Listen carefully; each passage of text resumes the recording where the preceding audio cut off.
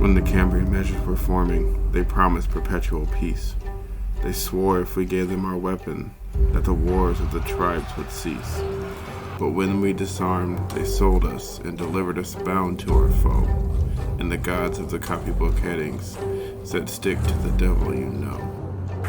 Ban assault weapons with high-capacity magazines hold up to 100 rounds. You think the deer are wearing Kevlar vests? Look,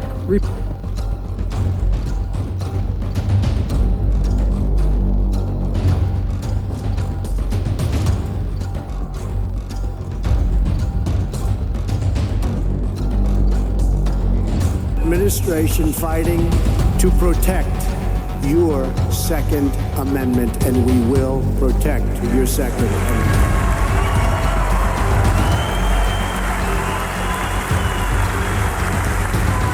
Your Second Amendment rights are under siege, but they will never, ever be under siege as long as I'm your president.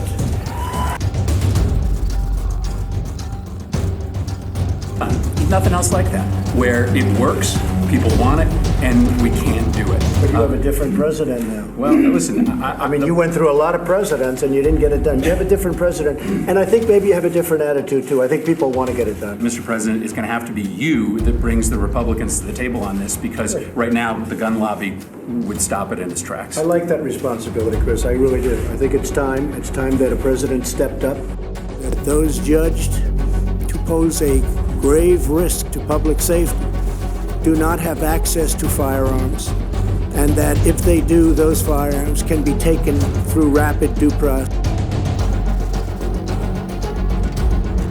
Congress to pass proven measures to reduce gun violence. Pass universal background checks. Why should anyone on the terrorist list be able to purchase a weapon? Why?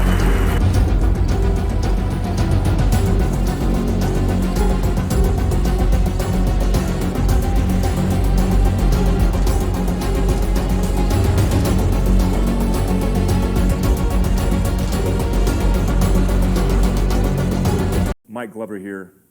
If you haven't realized already, by now, Project Veritas came out with some damning information through an FBI leak of American Contingency, a group that I started years ago to encourage communities to take care of each other. That was the whole objective. Apparently, according to this FBI leak, the FBI, the Federal Bureau of Investigation, which I've worked with a lot throughout my military and contracting career, has designated me and my group, American Contingency, a terrorist organization? Yeah, that's right. They call it MVEs because they love acronyms. Militia Violent Extremist. Apparently American Contingency are a militia. A nationwide militia typically does things online, but also has a low history of violence. I don't even know what that means.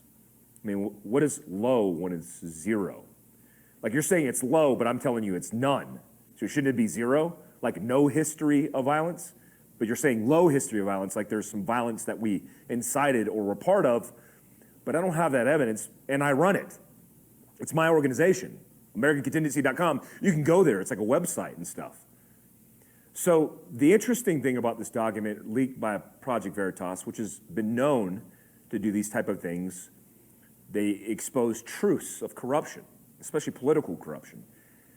The FBI is certainly a political action arm for whoever's in charge. It's been used that way since the origin of time. I've seen it happen personally when I was involved with targeting Abu Qatala, the guy responsible for going into Benghazi and killing 4 Americans, including an ambassador, including 2 Global Response staff officers. It bums me out that my own government that I work for, intimately worked for, would target me and the community that we built together as domestic terrorists.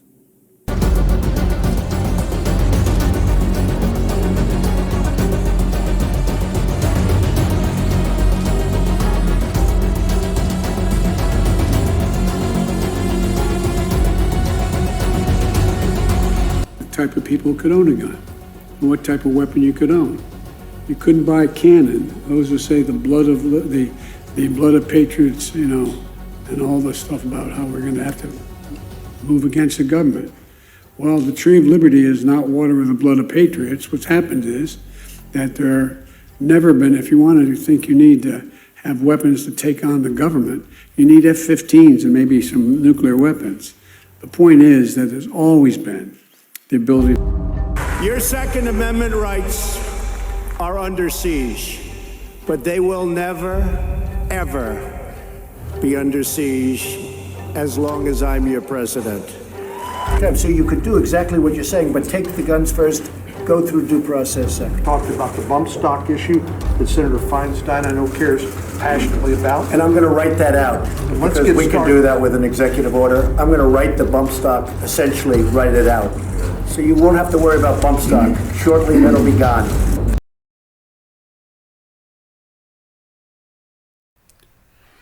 Let's start off by reading the Second Amendment and clarifying some of the words so that we know how to interpret it in the way that the founders wrote it and how they meant for it to mean.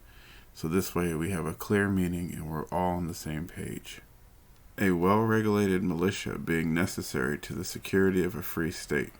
The right of the people to keep and bear arms shall not be infringed. So how do we suck the meaning out of this and get the right interpretation so that we know what natural right is actually being enshrined here and preserved? Thomas Jefferson said, "On every question of construction, let us carry ourselves back to the time when the Constitution was adopted.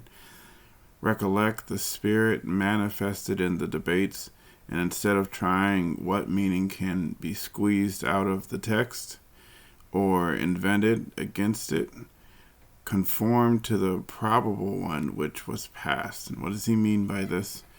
He means go back and read what they were actually saying, look at what the language meant at the time so that we actually know, because they were being very clear on what they were trying to do here. And I'm going to be reading from the Second Amendment Primer, A Citizen's Guide to the History, Sources, and Authorities for the Constitutional Guarantee of the Right to Keep and Bear Arms by Les Adams. And the Second Amendment Manifesto, What Every American Should Know About Their Constitutional Right to Own Guns by John Paine. Now it's time to destroy some of those misconceptions about a well-regulated militia and who can keep and bear arms and who the right is for. Okay, so out of the Second Amendment Primer, it reads, "Yet despite this clear evidence, gun control and prohibition proponents attempt to squeeze out of the text of the Second Amendment the meaning that only a collective, not an individual, right is guaranteed by the amendment. They argue that the words of the amendment allegedly apply only to the group in their society that is well regulated and keeps and bears arms, the National Guard, but they are wrong." David I.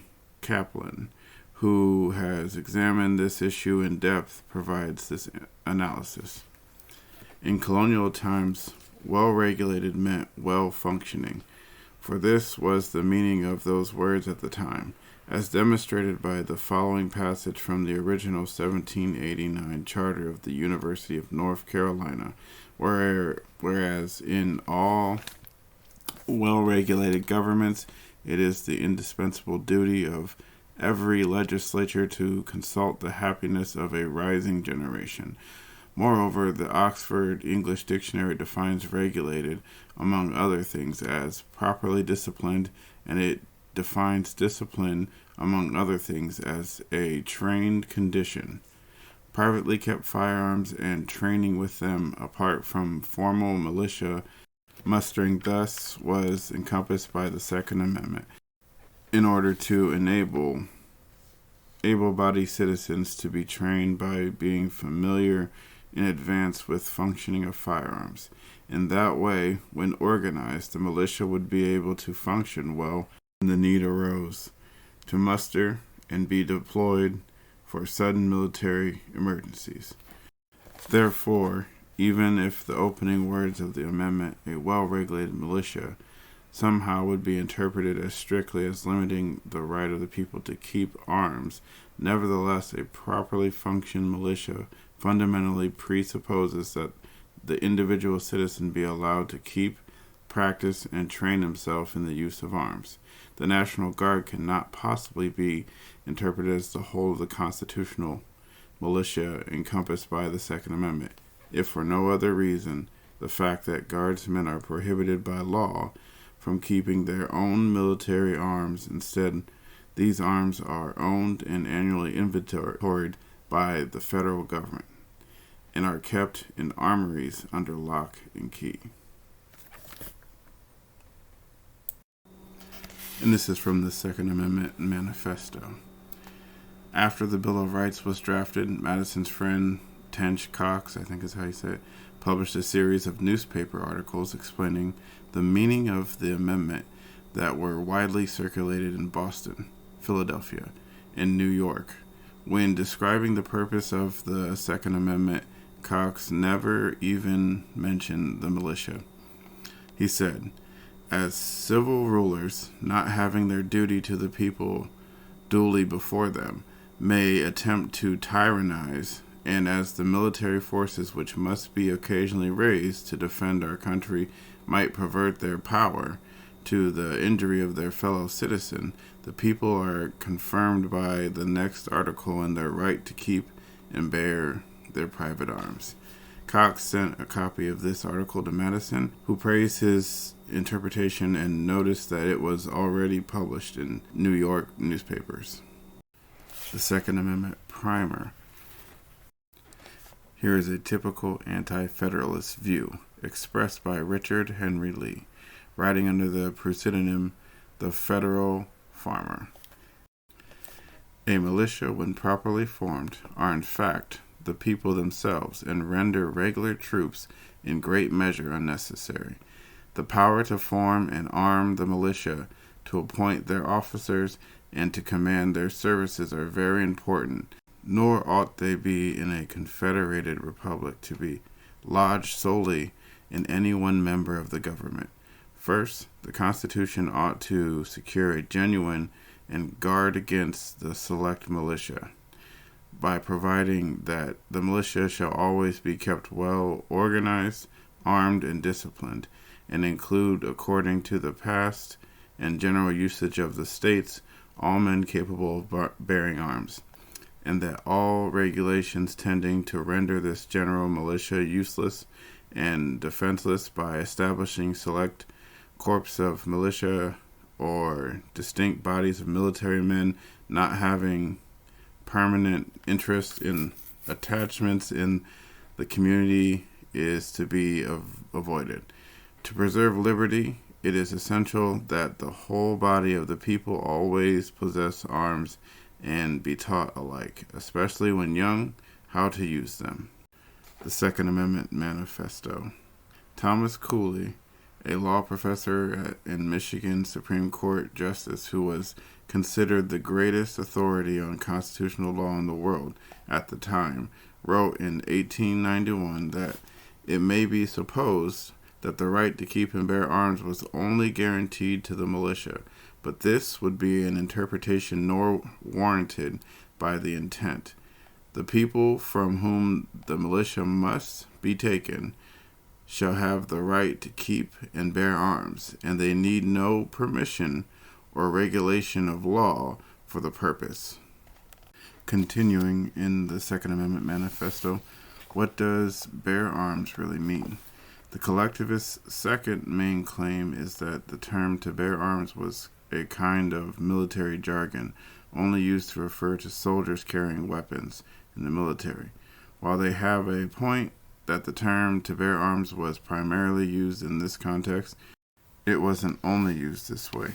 Before we look at the historical evidence, let's flip to page 213 of Samuel Johnson's A Dictionary of the English Language, published in 1755. By far the most widely used dictionary during the time of the Second Amendment was written.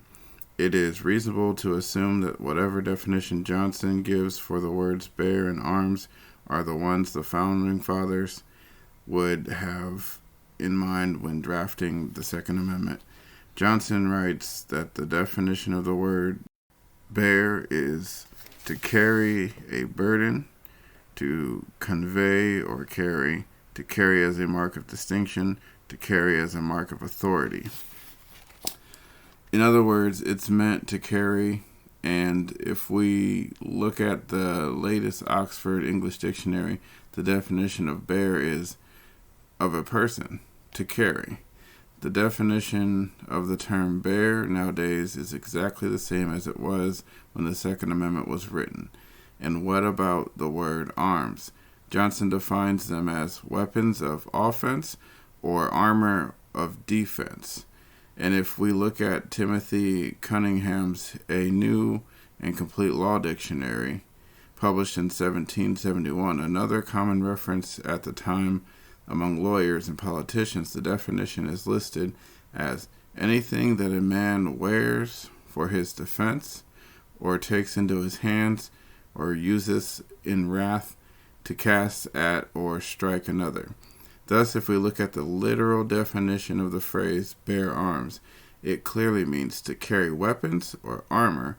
Nothing about either word implies arms were only meant for soldiers. And the Second Amendment primer wraps it up like this. How incontrovertible does the meaning of the Second Amendment become with the benefits of these insights? If you will permit the italics I am going to supply, let's read the amendment again. A well-regulated militia, italics begin, this well-functioning and well-trained in the use of ordinary personal firearms, being necessary to the security of a free state. We have seen all the evils attendant to the existence of a standing army, and now that our personal and community safety and security, as well as our freedom, must come from ourselves, equipped with our own arms and ammunition, trained or well regulated by ourselves, organized and led by ourselves. The right of the people, an individual right, just as we possess in the First, Fourth, Sixth, and Seventh Amendment, not the state's collective right to form a select militia that might become, under certain circumstances, the equivalent of a standing army in our midst. To keep and bear arms shall not be infringed.